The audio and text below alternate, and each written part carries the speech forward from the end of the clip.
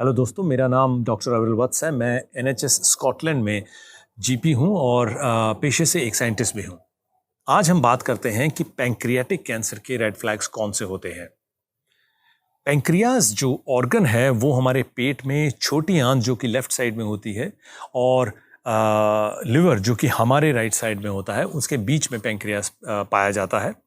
लोग अक्सर इसको जानते हैं क्योंकि पैंक्रियाज इंसुलिन बनाता है और इंसुलिन ब्लड शुगर लेवल को कंट्रोल करके रखती है। पैंक्रियाज का जो कैंसर है वो अक्सर मिस हो जाता है और बहुत लेट स्टेज पर डिटेक्ट किया जाता है, तब तक बहुत देर हो जाती है और इससे जो मरने की जो रेट है वो काफ़ी हाई है।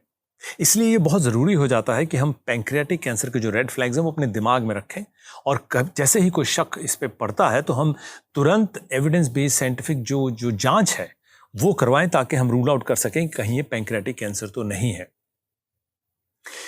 अगर किसी की उम्र 60 साल से ज़्यादा है और उनका सडनली वेट लॉस शुरू हो गया है, वो वजन उनका कम होना शुरू हो गया और कई हफ्तों से चल रहा है और साथ में उनके पेट में दर्द रहना शुरू हो गया है, या फिर वजन लॉस वेट लॉस होने के साथ साथ उनके पीठ में नया दर्द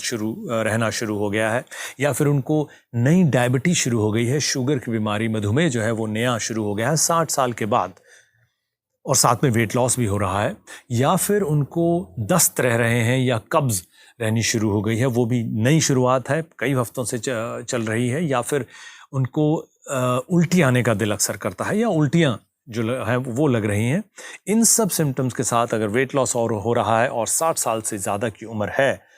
तब जो है रेड फ्लैग्स बढ़ जाते हैं और हमें पैंक्रियाटिक कैंसर को रूल आउट करवा लेना चाहिए। इसके लिए कुछ आप डॉक्टर की सलाह लेंगे, उससे कुछ स्कैन्स, अल्ट्रासाउंड या CT स्कैन किया जाएगा और उसके ही बेसिस पर फिर आगे का ट्रीटमेंट जो है वो डिसाइड किया जाएगा। अगर कोई 40 साल का है और उसको सडनली जॉन्डिस रह रहा है, तब भी एक बहुत बड़ा रेड फ्लैग है कि हमें पैंक्रियाटिक कैंसर जो है उसको हमें रूल आउट करवा लेना चाहिए।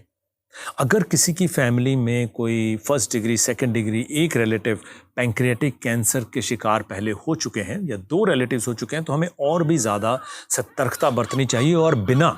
बिना समय गवाए हमें तुरंत अपना स्कैन, अपने डॉक्टर की सलाह, तुरंत ये सब हमें करवा लेना चाहिए, क्योंकि जैसा मैंने कहा कि अगर हम इसको समय रहते इसको डिटेक्ट कर सकते हैं, तब हम इसका इलाज जो है वो बेहतर कर पाते हैं। अपना ख्याल रखिएगा दोस्तों।